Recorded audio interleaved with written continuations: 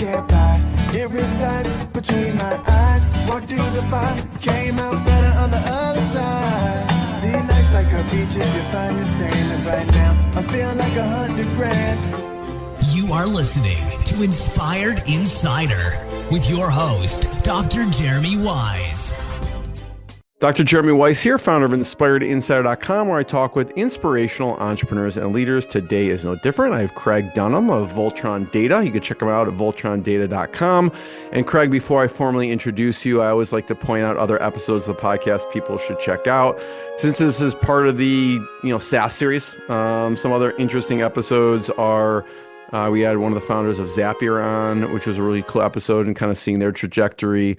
We had one of the founders of Mailshake on, the cold email platform.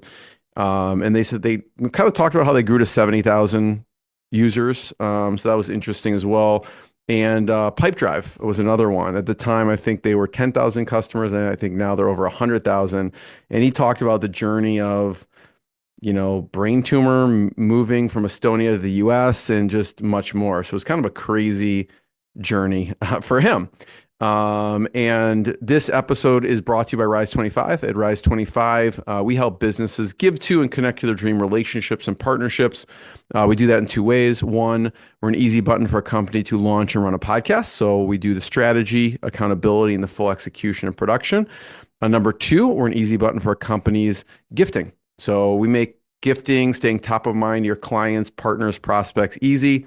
You hand us your address list and we do everything else. So Craig, we call ourselves kind of the magic elves that run in the background to make it stress-free as possible for a company to build better relationships and, most importantly, focus on running their business. And for me, over the past decade, I have found no better way than to profile the people I admire and share with the world what they're working on the podcast and sending them sweet treats in the mail. So you can check out everything at rise25.com or email us at support@rise25.com. I am super excited to introduce Craig Dunham, a CEO at Voltron Data. He leads the global strategy and execution. He's really played a pivotal role in scaling multiple B2B SaaS companies, including Seismic and Lumar, which we'll get into.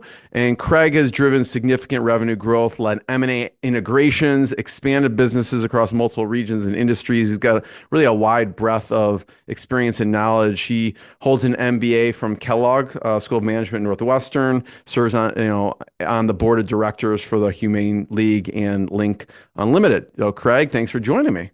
Jeremy, thanks so much for having me. Pretty cool pedigree. Thank you. Thank you. I try to keep myself busy and doing things that are meaningful and important. And so, and I loved having conversations like this, by the way. And so thank you so much for bringing me on. Definitely.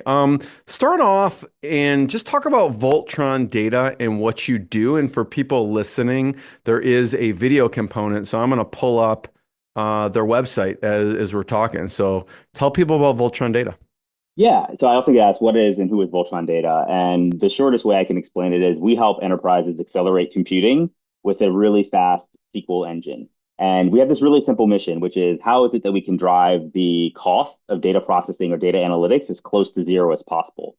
And that's it. And so we do that by thinking about the problem in a really different way. A lot of existing technologies today that do data processing, they're leveraging CPU technology, which has been around for many, many years. And we've built a GPU accelerated engine from the ground up, which takes advantage of all the various accelerators that can happen with the GPU chip versus a CPU. And there's accelerated storage and networking and memory, and all these things matter a whole lot today, especially as we think about the world of AI and how that's evolving and how computing needs to keep up to meet the needs of these AI applications. Yeah, I could see,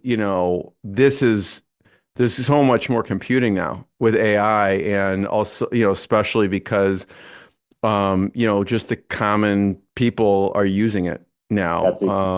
So I'm sure like your solution. So I would love to talk about some use cases so people can understand how does it work, right? Accelerated computing, what does that mean? How does it work? I don't know if you want to start with maybe a large retailer and how they're using Voltron Data. Yeah, and what I'll do is I'll give sort of a baseline overview, and then I'll tell a specific story there. But we're at this really interesting inflection point in computing today, and this idea of like acceleration or things going faster than they had historically is becoming the standard. And so over the last couple of years, you saw this evolution that was all about how do I optimize my LLM or my large language model, and OpenAI, ChatGPT, the most famous of those. And that was the beginning of this evolution. And now what we're seeing happening is there's this shift towards agentic workflows, right? Where there's this optimization that has to happen across a much broader swath of data as you start thinking about how do I deploy these agents, and these agents are doing and completing specific tasks or answering questions, et cetera. And so in order to make those agents as effective as possible, you need to really think about acceleration across all of your data ecosystem in terms of how you store data, how you move data from one place to the other, how you run computational sort of analytics on that data. And without that acceleration entirely across the stack, it becomes really difficult to have all the AI models or agents or whatever it happens to be as effective as possible. And so, one of the use cases that we often will talk about, and it is that with a large retailer who was looking to do some inventory, let's call it inventory optimization. And, it's one of the larger retailers in the world, and they're trying to really predict what perishable goods would sell in all of their stores across the country on the next day. And the reason they're trying to do this is that they want to make sure that they know what goods to ship from the distribution centers to the actual stores to make sure that everyone who wants to buy cabbage or carrots or whatever it happens to be, that they're able to do so, that there are enough on the shelves. And so they have a bunch of raw data, which is all the transactional history of the sales that have been happening across these stores over a time horizon. And they would go do some sort of data processing overnight to be able to get things ready to feed into an AI model, which is how they would then use to predict things. And like if they say, okay, across all of our stores, we sell, or maybe this particular store sells like 500 bananas a month, because I've gone to like Target and they were out of bananas. I'm like, how is this possible? Because they probably didn't use you and connect it to the data points. Something like that. We sell like 500 of these a month. I think we've ordered 300. We need to order 200 so that we have a supply in place, that kind of thing.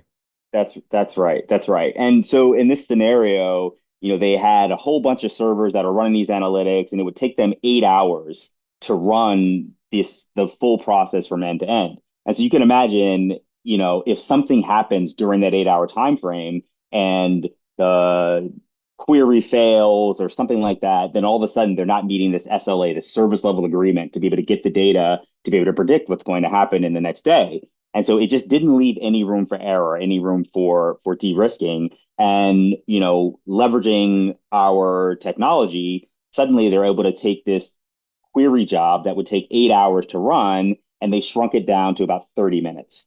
And so now you can imagine what happens is, well, if something happens to fail, they can run it multiple times. But more importantly, they can start to optimize the model now to get even better results, because they can run it multiple times and see what's working, what's not working, and apply some learnings. And so there's just a tremendous amount of value that can happen by doing things faster and cheaper. And, we always say faster, cheaper, more energy efficient. Those tend to be our sort of themes that we run on and we try to help our customers with. But, we're talking tens of millions of dollars in savings as a result of being able to predict this more accurately. Yeah, that's what I was going to actually piggyback on, which is like if that's going from 8 hours to 30 minutes, then there's a huge time, but it's also an energy savings, like running these machines. Obviously, there's a speed to it. What have you seen the kind of advantages of cutting that down? I mean, the process in general. Yeah. So, the base of our technology, and I talked about a GPU versus a CPU just a moment ago as I gave the intro. But GPUs by nature do use more power, and they are more expensive on a one-to-one basis.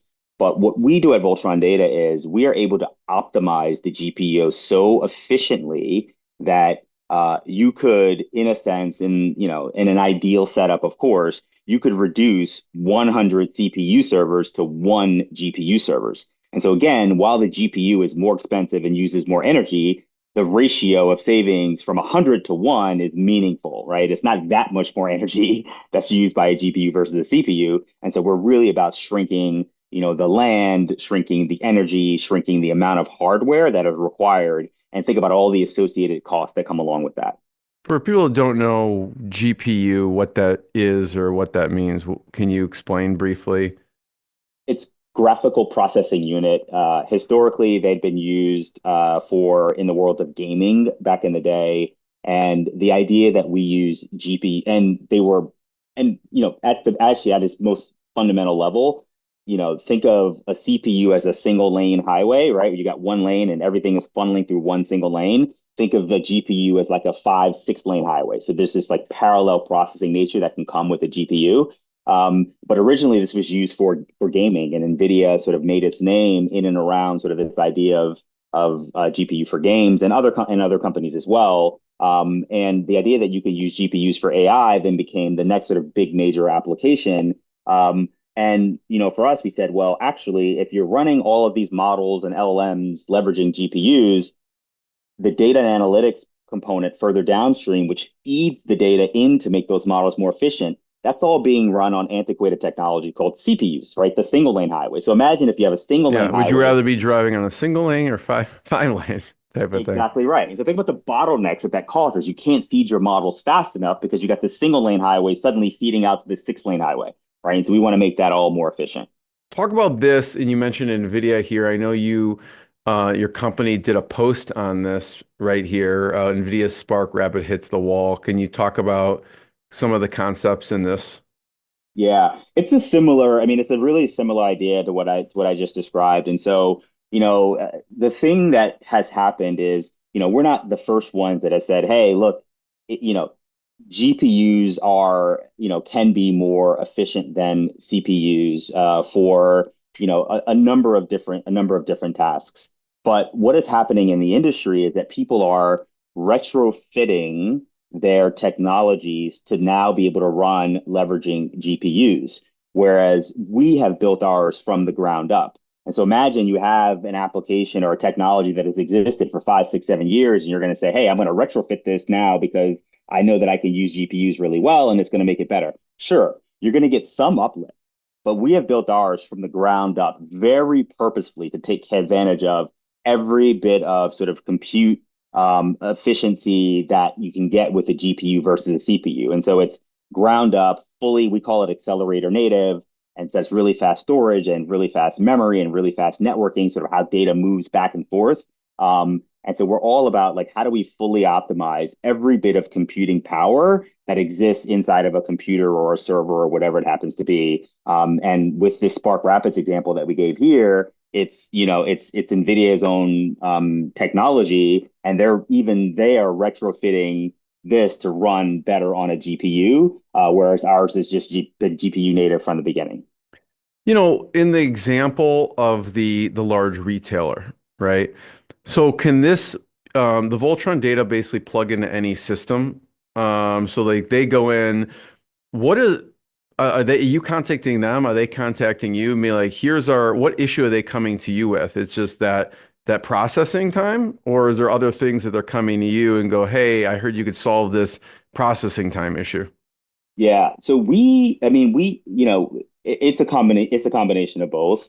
And so there are times, obviously, we have, a hypothesis and enough data that we feel really confident on who and what is our ideal customer and what that person looks like and the types of problems they have. And, those problems typically start to center around, hey, I've got, a large, massive, call it petabyte scale set of data, and the cost and speed and complexity of managing that data is just really high and only getting higher every day as you think about the amount of data that's being generated. I mean, everything we do from our phones to our cars to our, technology at home, everything is kicking off log data or telemetry data, et cetera. And so you can imagine the amount of it is just continues to grow. And then we think about our customers in a sense of having these problems where it's, okay, I've got to do something with that data, which typically means I need more hardware or servers to run the data. I need more land to then put those servers on. I need more energy to then power those servers, right? And so there's the problem of how do I manage these massive data centers?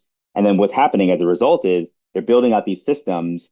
And like the example I gave with the retailer, there are these SLAs, which says, well, I've got to get this data processing workload, this join this data, aggregate this data, run mathematical computations on this data. I've got to get it done within a certain window of time, but my infrastructure can't keep up with that SLA. And so then they start down sampling data, which means, well, actually, instead of running the analytics on the full set, I'm only going to run it on a portion of the data. And then I will maybe use that and extrapolate and get to some outcome. But Because it's there's risk in that. too much time consuming. It's Too too much. much money to build more That's right. centers. And it's like, who cares about the bananas? We sell more electronics. Let's just do it in the electronics section of Target and forget about the bananas. Like, who cares if we sell like a 79-cent bunch of bananas? Something like that. But it's a Yeah, bad that's right. customer experience in the end. Who's the person, like, who's the position of these companies that are thinking about this, that are worrying about this, that are coming to you for this? Yeah. So historically for us, it's been, data scientists, data engineers, data platform leaders, so a more technical leader. But what's interesting, Jeremy, actually now is we've been testing some messaging recently, and we're getting a lot more uptick from CFOs or folks in the finance department because now they're starting to look at, costs ballooning out of control I thought you were going on to say CTO hardware. for some reason on this, but And those technical leaders do tend to bubble up to the CTO. But at this point, most of the buying decisions have been made at sort of like an executive VP or VP level. But sometimes they, depending on the company, they'll bubble up to the CTO. But the CFO has been caring a whole lot about this because think about the cost associated or capital expenditure that's being doled out by all these companies to try to support the needs of the business, and they're all looking for ways to reduce the cost associated with running their analytics. I'm curious, Greg, what does onboarding look like? It seems like so technical. Like this large retailer has so many moving pieces. They're using, who knows, lots of data points, inventory software. What's the onboarding look like? Yeah, Do you have like a team of like developers that go in and meet with their team of developers and like integrate Voltron into the system? I mean, it's probably way over my pay grade to understand this, but I'm just curious at a high level, what does that integration look like to go in there? Because there's a lot of moving pieces here.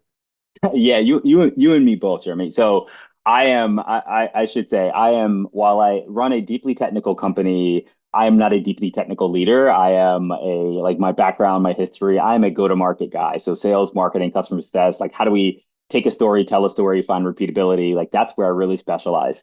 But to get to your question, I like we are, and without nerding out too much, but we run and we can integrate and implement really easily to anything that has like Kubernetes, which is like a simple and easy standard that your more technical listeners will certainly understand. But we built our technology where the core IP, this core sort of SQL query engine that does the processing, is closed source, and so it's protected. We don't sort of give out the code or anything to that. But everything around that engine is open sourced. And the reason we architected it in that way is to make it really easy for people to onboard and integrate it into their existing systems. And so we don't go to a customer and say, actually, you need to rip out your entire data stack and replace everything with all new infrastructure. It's actually no. If you leverage, and then one of those open source technologies is called Apache Arrow. If you leverage Arrow anywhere already in your infrastructure, it's really easy for Voltron Data to just connect our query engine in through Arrow, and it just really graciously just integrates with existing systems. And we have a concept, and we talk a lot about this, which is, not every data processing workload makes sense for Voltron Data. In that example of that large retailer, that did make sense. But there are some smaller workloads which may make sense to run on some other query engine, and we're completely okay with that. We're just saying, hey, it's really easy to integrate our stuff, leveraging these open source technologies, use us when you need us, and then point your data processing somewhere else when it makes sense to do that thing somewhere else. And over time, we're going to start to help our customers make that decision for them. We'll be able to define the characteristics, the size, the types of mathematical computations that are being done, and say, actually, you should use this other technology for this one. You should use us for that one, and help our customers with that. Yeah, so you'll have to go in and kind of implement the code inside so that, and then connect it to whatever data points they have. It's kind, But I they guess, can do it on their yeah. own, though. It's actually Oh, pretty they can. self-serve. It's like, yeah, we Okay. give them a package, they install it, and sure, we'll white glove it to the extent necessary if they have questions, but we've Yeah. got documentation. We try to make it as easy as possible. Yeah, I guess you could tell me if this analogy is right or not, but I kind of visualize similar to like a Zapier helps connect apps, but you're like helping connect things, but then also streamlining the efficiency and decreasing the time as well. Like if you go on Zapier, it's obviously like pretty self-serve. You go and you just can connect a bunch of stuff. Yours is kind of, I mean, obviously this is enterprise level stuff, but it's helping connect it, but also just increase the efficiency and everything like that on top That's of right. connecting things. Is Yeah, that that accurate? that's pretty accurate. And there's a tuning and optimization process. And so, you plug it in and yes, you'll see some uptick in efficiency, but imagine a series of knobs and dials that you could turn up or down to really find the right configuration that works based on the needs that you have. And we do work with our clients to make sure we optimize their specific workloads for all of the compute capacity that we have inside of their specific system. Talk about pricing and how do you come to pricing? I know every client's going to be different. I'm not talking like the specific amount of pricing, but like, obviously there's data being used. How do you decide to price this type of model for people? Yeah, we use a common model in this space. It's priced per terabyte scanned, and so we basically look at the amount of data that's scanned, and we don't sort of and we sort of t-shirt size it, on an annual basis, and so call it small, medium, or large, and there's per terabyte, estimates on the number of terabytes they'll use in a given time frame.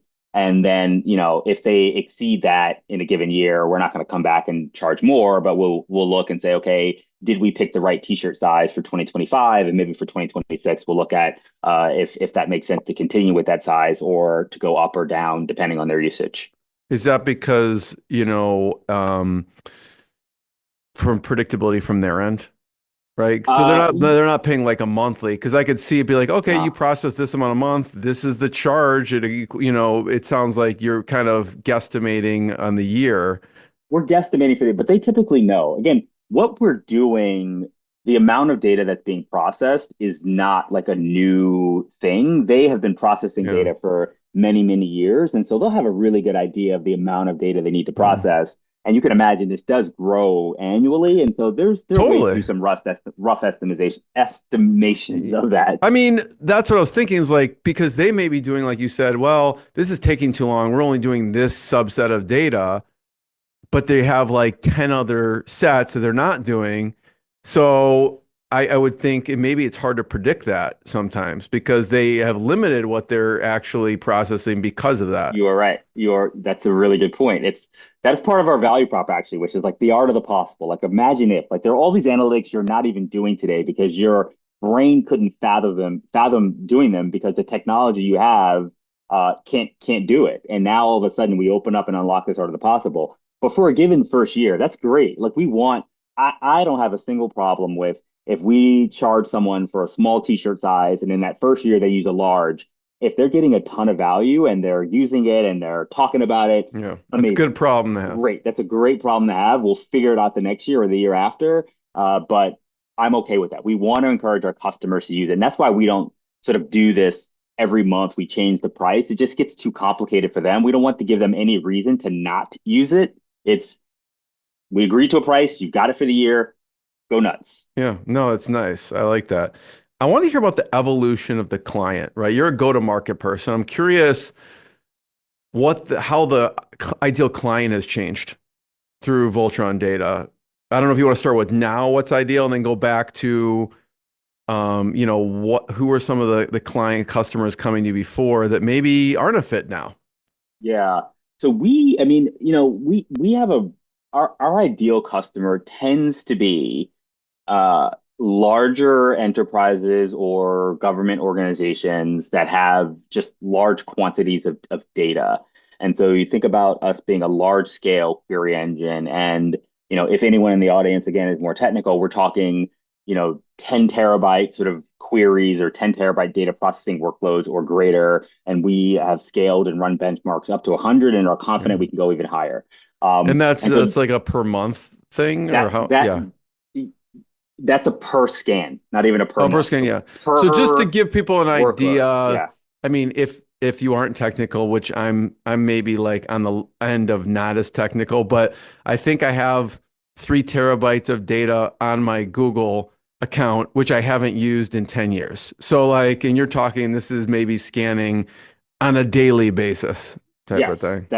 that's right. And bigger than that. And so, here the example I'll use. So we have a large global bank that is currently right now running a proof of concept with us. And, they're looking at trade surveillance data. And so they want to know like the bid, the offer, the ask, prices for every ticker on every stock exchange in the world. And they're looking for anomalous behavior in this trading activity. And so imagine they're only doing it, and this is not the exact example, but imagine they're only doing it today for the New York Stock Exchange because they don't have the infrastructure that can do it for the New York Stock Exchange, the NASDAQ, and think of all the European and Asian exchanges, et cetera, et cetera.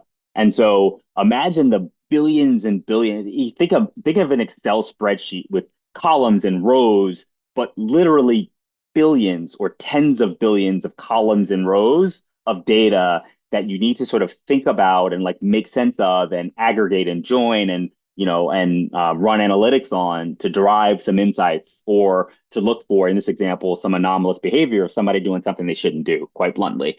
And so we help with problems like that. And so our hypothesis is, those larger customers are the ones that typically have data volumes of that size.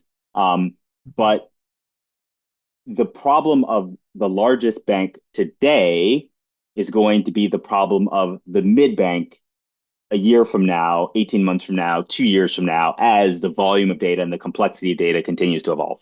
Yeah, I mean, they're doing this anyways. Yours just maybe makes it more efficient, faster, cheaper. Because if you think of, you know, I've gotten alerts, if we've any of us have got alerts from our credit card being like, okay, Jeremy, you made this purchase in California at this store. Well, we already have all these data points. That's an anomaly on your account. We're going to immediately shut it down, right? And they're probably using all these data points to make those snap decisions and shutting my card off so they don't charge more stuff on my account. Yeah, that is exactly right. And so we tend to see, the use cases fall into sort of four buckets, and it's, hey, I need to pre-process and prepare data to go into some LLM or machine learning algorithm. It's I want to take a bunch of transactional log data and use it to make recommendations. So think recommendation engines, like i.e., I'm customer facing, and these are the kinds of things that they might like as a result. We see it a lot with like market forecasting, sort of predictive analytics sort of data. Maybe if you're an automotive company, you want to look at, if you run autonomous vehicles, for example, and every single behavior that the consumer does, the driver does, from the nav system to how they brake and when all these things are creating logs. And so you want to be able to sort of predict when maintenance may be coming up, or how much of this like infotainment center they're using, and how do I make that experience better. I mean, there are all these like infinite number of use cases that we can solve for, but it all really boils down to, is it a ton of data, and do you need to really quickly analyze a ton of data, and is there risk to you not analyzing the full set of data possible to you? So, at a general level, I'm curious, maybe you can speak to some weird use cases, and non-weird use cases in general. So, banks, obviously, right? Large government agencies. You mentioned large retailers. I could see large manufacturers. What are some other use cases? Have been any strange use cases that have come to you that you didn't expect? Interesting question. I don't know, that's strange. I mean, they tend to fall into those same buckets, and some of the things you might imagine. Now, maybe an obvious statement. We don't always know the ways in which some of our federal customers, like what they're doing. That's just highly confidential. And Yeah. even with some of our more regulated customers, like the larger banks that we have, they're really confidential about how and what they're doing with the data, probably for competitive protection in I some mean, not cases. not what they're doing necessarily, but like I don't know, some weird industry that you didn't expect would come to you. And maybe there's not. Maybe it's like it falls into those buckets and that's what you get. But anything that's come up. Yeah, throughout the. so the automotive example I just gave actually would probably be the one that I just didn't even consider around sort of how they're using like the infotainment center, right? And so think all the bells and whistles that exist in like, selecting your music and plugging in your device to be able to control the map system and all those kind of things. I think is a use case that I just didn't anticipate and realize that there are all these logs that are just constantly kicked off as a result, and someone might want to take those logs and figure out how to do something smart and special with it. Are there any industries that you think it's underserved and they should be using it right now? They're like, we haven't really gotten these type of customers, but you can see like a direct path for them to really benefit from what you do. I think there's probably a really good use case with hedge funds, and we've had some Hmm. conversations, but think of the predictive analytics that go into sort of running regression models and trying to understand how the market has moved historically based on whether it's macroeconomic factors or signals that have occurred, and how do I take this data and process it really quickly to be able to make smarter decisions in predicting what might happen in the markets in the future. And so I think that's a really interesting use case that I would love to sort of dig in and explore more with some of the sort of larger to mid-size hedge funds. I think that's an interesting one. Yeah, anyone moving large sums of money, it would be helpful. I'm sure like trading companies, banks, and those kind of things. There's a lot of data Absolutely. that's moving around. Yeah, no, absolutely there is. There is. What about from in the beginning of Voltron? Do you Yeah, remember when they first started? What did that look like? I mean, how are you even This is a very technical yeah. explanation. Well, who are some of those people early on that were using it that maybe it's not a fit anymore for Voltron? Maybe it is still. Yeah, so I mean, we don't have a ton of customers that have sort of, we started the journey with 3, 4 years ago that aren't sort of, that have sort of, we've outgrown them or they're no longer. There's a similar level of applicability. Now, I should be really clear. I wasn't at Voltron Data at the beginnings. I've been at the company for about a year, and the company was founded in 2021. And so we did start our go-to-market early, really focused on, if you recall, I talked about the core IP, the query engine itself is closed, it's proprietary, it's ours, that we license that technology, but everything sort of around the ecosystem of that engine to make it really easy to embed that engine into existing data systems. A lot of our early customers, we focus on sort of driving adoption of those other technologies such that when we're ready to launch the core product, it's easier for our customers to work with us. And so a lot of the early customers were, hey, you should be using these open source technologies, Apache Arrow, IBIS, Substrate, et cetera, these technologies.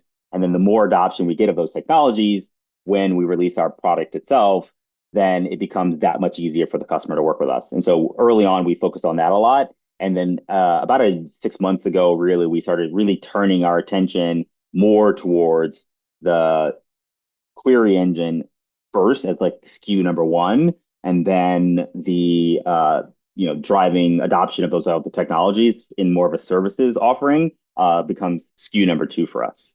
Craig, talk about your path for a second. I mean, you're in this, with Voltron Data.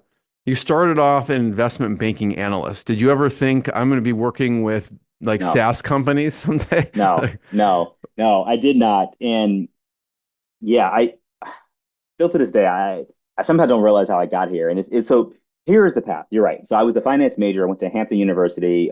Big shout out to my home by the sea down in Virginia. And I went to Hampton University and I graduated in '02. And I took this job in investment banking because when you're a finance major, someone tells you that the creme de la creme of corporate finance jobs is investment banking. And I was fortunate enough to get one of those. And so I took it.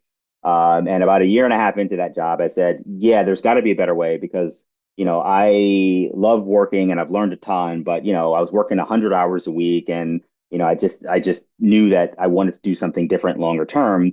And I came across this company called Capital IQ, which was a financial services data company that was selling into investment banks.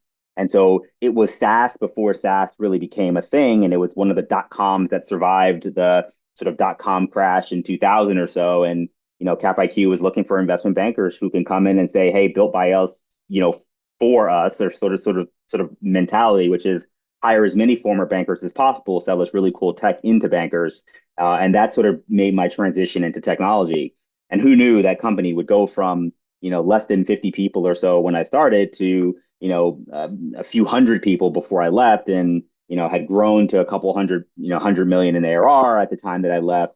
And so suddenly I went from this financial services guy to this financial technology guy.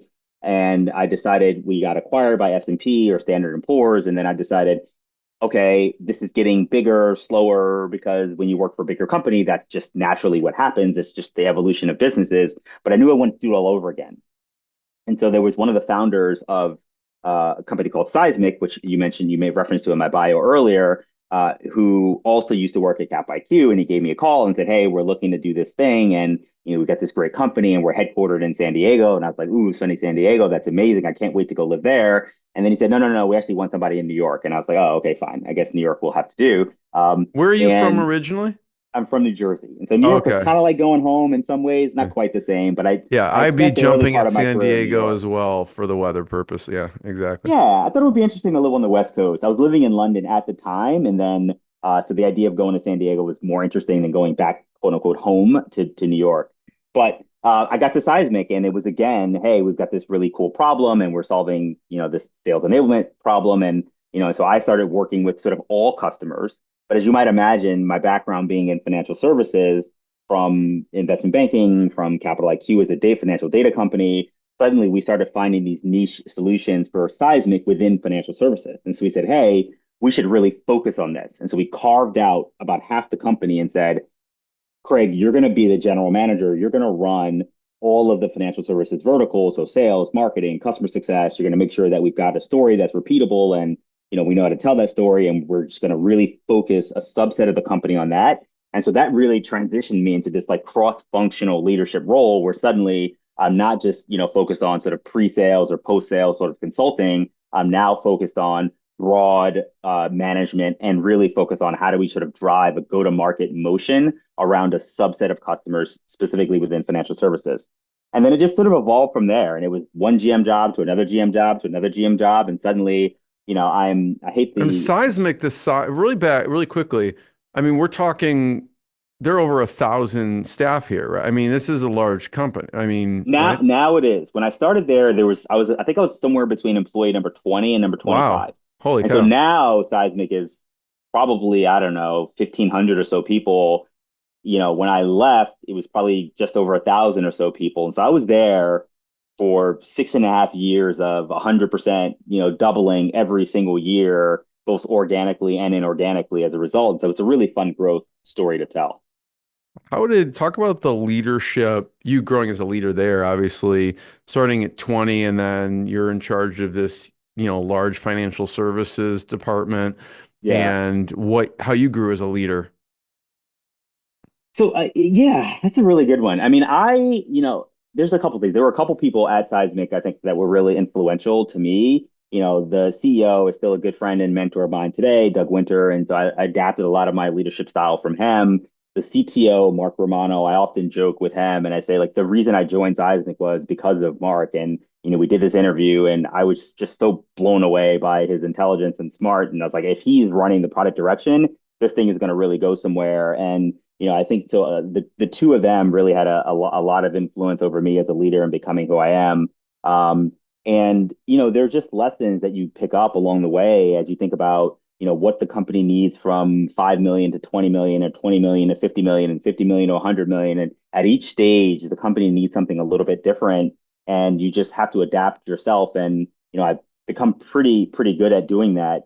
Um, I'll give one other little example or tell a story which I think has really served me well. But I had a leader just before I joined Seismic. Her name was Amy Katamatsu, and one of the things she said to me right when she left Capital IQ to go to her next gig was, she's like, Craig, your biggest strength, and one of your biggest strengths is people. And she's like, people like you and they like to work with you and they like to work for you, and you've done a really good job at just sort of being able to get buy-in and being able to influence without being sort of forceful or heavy-handed. And she's like, if you can figure out how to just take that people skill and leverage it, you're going to have this exceptional career. And so I really started to think about that advice. And I don't know if I intentionally do this or not, to be honest, but you know, I, it just made me really appreciate the importance of hiring great talent, letting those really talented people, giving them the space to do the things that they do well, not having a big ego about it, looking for people that are smarter than you, and just like building relationships and bonds for people to work really well together. And I think that has served me well throughout my career.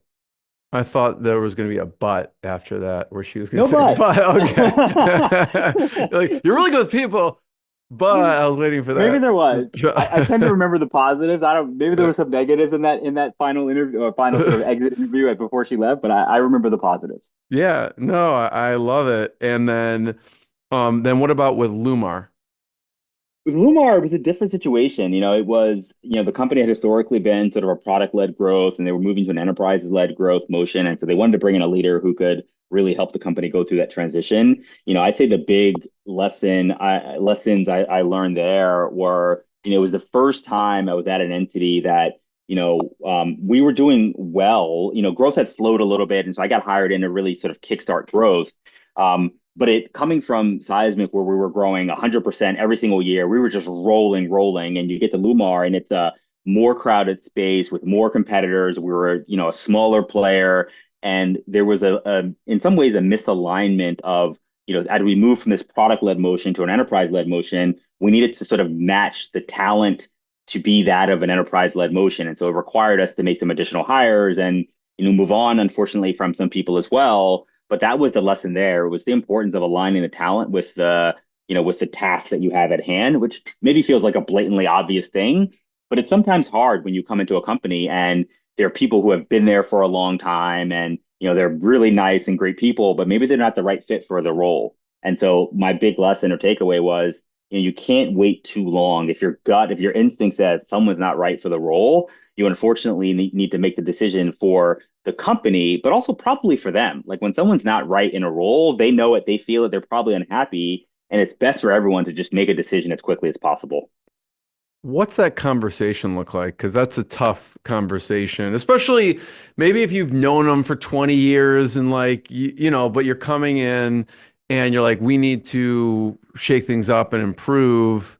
And obviously you're a people person, so I'm sure you game report quickly, but what does that conversation look like? How do you initiate it and then have that conversation knowing in the back of your mind Yeah. it's going to help the company and ultimately help the person, but no one likes change. I mean, even if No. they want the change, no one likes it. So what does the conversation look like in that situation? Yeah. Having having tough conversation, you're right. It is difficult. And I tend to usually open with an acknowledgement that it's going to be a tough conversation, just to sort of set that framing first. And I usually will try to get to the point first, because I don't think it's good to just have this anxiety building and building for 30 minutes over time. It's like, look, I'm just going to get to the conclusion, and then we can go back and talk about how we got to that conclusion. And so if it's delivering news, like not the right fit for the right role, I usually open with that. And then I talk about the logic of what I see in terms of their skill set and their qualities and what we need specifically for the role, and try to be as logical and just point out the mismatch of the skills with what we need at this moment. And it's typically, and oftentimes, it's not a reflection on them as being an underperformer in any given way, but it's more so that, hey, I think this kind of role is probably a better fit for what you want to do long term and better fit for your skill set. And if there's another space and place within this company where we can put you in that, I'm open to it. And if not, then I'm also open to supporting and endorsing you to go find something else that's probably and perhaps a better fit for you. And I'm happy to be a recommendation to talk about all the skills you do have that align with this other role that makes, I think, more sense for you. Do you usually come in with the conversation thinking of, okay, there's another role, or this is not going to work out, or are you kind of exploring it with them? It, the answer is always it depends. There have been situations where it's been both. There are times where Yeah. I've known conclusively that, someone is not right for a given role, and so that decision has been made coming into the conversation. But in all those cases, I have another really good friend of mine. She's super experienced in HR. Her name is Nicole McGuire. We worked together really closely at Seismic, and one of the things that she always taught me was, if someone is, if you need to move on from an employee and they are surprised about it, then that's your fault as a manager. Like, no one should be surprised that they're not a good fit or that things aren't working well, because you should have been giving them feedback along the way. You should have been sort of like, helping them and coaching them and guiding them. And and all those things should have been happening. And so they should have known that something wasn't 100% right. And so it shouldn't be a surprise. But then there have been other situations where it's like, and I would view those more as like feedback conversations or even quarterly or annual reviews where it's like, hey, we're going to go through more formally, like what you're doing, what you're not doing, where I think you can do better. And in some of those situations, we can kind of really work through how do we get them to a good place where they can be more productive. Yeah. So I guess I visualize the approach as kind of like a bit like ripping a Band-Aid, like letting them know this is going to hurt and just go like just rip it off and then maybe go back and do the Go back. explaining. So there's no anxiety around That's right. doing it slow. Actually, there's Dan Ariely in Predictably Irrational talks about, I think it was his book that talks about, just ripping a band, like he was a burn victim and had when they took off the bandages really slowly, the nurse thought they were doing something good by him to like let him adjust to the pain, but he's like, it was way better when they would just rip it off and not like make him toil slowly, anguish over taking these off. I'd love to hear, Craig, some of your favorite resources. They could be books, they could be podcasts, they could be, software that you like. For some reason, this journey reminds me, I had Richard Wilson on the podcast who runs billionaires.com and familyoffices.com. And he recommended a bunch of these books written by billionaires. And his argument was like, hey, Jeremy, do you want to read a book by someone who's never made money before or someone who's accumulated billions of dollars? I'm like, okay, that's a good point. So he's got a list on his site. And one of them was What It Takes by Steven Schwartzman, who co-founded Blackstone. And for some reason, like this winding journey, like when I listen to it, somewhat reminds me of that book, What It Takes, because he was kind of like all over the place with different things, all finance and things like that. But I'd love to hear some of your favorite resources that you've, appreciated about your journey. Yeah, so I say a couple podcasts I listen to quite a lot. How I Built This with Guy Raz is one of my favorites.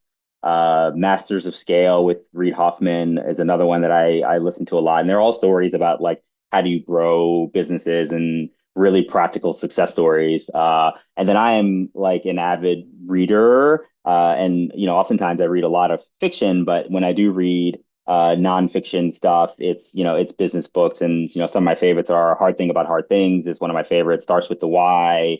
All of the like big fan of Patrick Lencioni, and so he's got like 5 Dysfunctions of a Team is one of the other ones. Oh my God, the book about meetings is driving me nuts. I can't remember the name of it right now, but there's a number like that. Brene Brown, Dare to Lead, I think is an interesting one. It also talks about leading with vulnerability and sort of the human element of being a leader. Are some of the ones that I would recommend, or the authors that I would recommend. Yeah, I think the Patrick Lencioni one, I remember, if that's one you're referring to, I think it's Death by Meeting or something like that. That's it. Yeah, Thank you. Yes, that's the one. That's the one. Thank you. He's got a lot of good ones, though. No, I appreciate that. Yeah. No, first of all, Craig, thank you. Thanks for sharing your journey, your knowledge, and your lessons. It's been super valuable. I want to encourage everyone to check out voltrondata.com to learn more and more episodes of the podcast. And we'll see everyone next time. And Craig, thanks so much. No, thanks for having me. I appreciate your time. What I got, you can't buy. It resides between my eyes. Walked through the fire, came out better on the other side. See, life's like a beach if you find the sailing right now. I'm feeling like 100 grand.